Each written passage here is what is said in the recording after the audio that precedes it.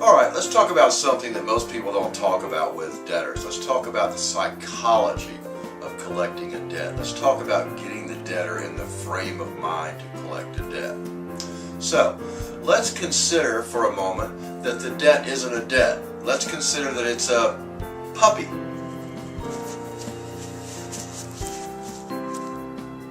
So, you have this puppy, you love this puppy, you pet it, you feed it, and it gives you joy, you enjoy it. So it's just like, let's consider it was a credit card. It's the same thing. You use it, you feed it, you make payments to it, and it gives you joy. When you need it, it's there, it's available to you. You're available to use the credit in that credit card.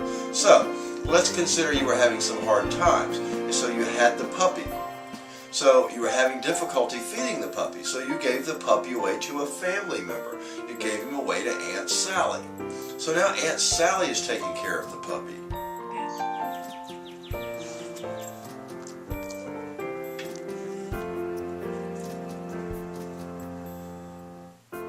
So you don't feel any ownership in the puppy.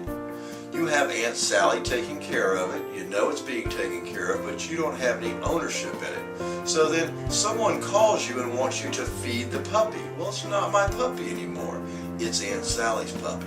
So it's the same thing when your collector calls trying to get me to pay my credit card bill.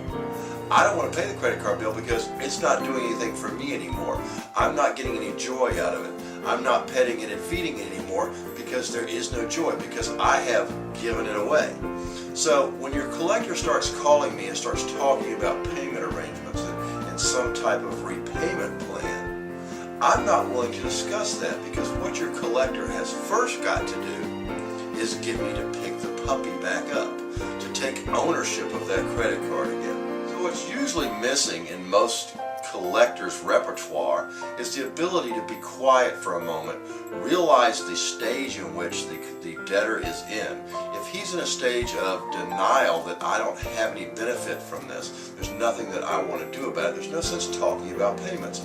First you've got to do something to get him to pick the debt back up, to pick the puppy back up and pet it and realize that it is something that they want to continue to be part of. And how you do that can be something just as simple as asking the debtor, say, sir, if we could come to some mutual arrangement that you would agree to and I would agree to, would you repay the debt? Because the debtor is thinking, no, no, no, I'm not going to pay the bill. I'm not going to do it. I'm not going to do it. I don't own it anymore. It's not giving me any joy, and there's no advantage to it. And what you've got to do is get him to think for just one moment, yes, I would. Because once you get him to the point to say, I would pay it, I might pay it if we could come to some agreement, then now you've got to the point that every debt collector is looking for, the negotiation of the repayment. But remember, you can't get there until the debtor's frame of mind is in a mind of repayment. There's no sense talking about a repayment plan. There's no sense talking about any type of things that may happen for going further. Until you have the debtor in a frame of mind to pay, there's no sense talking about payments. The main thing you've got to do is be able to get your debtors in the mind that they want to pay you.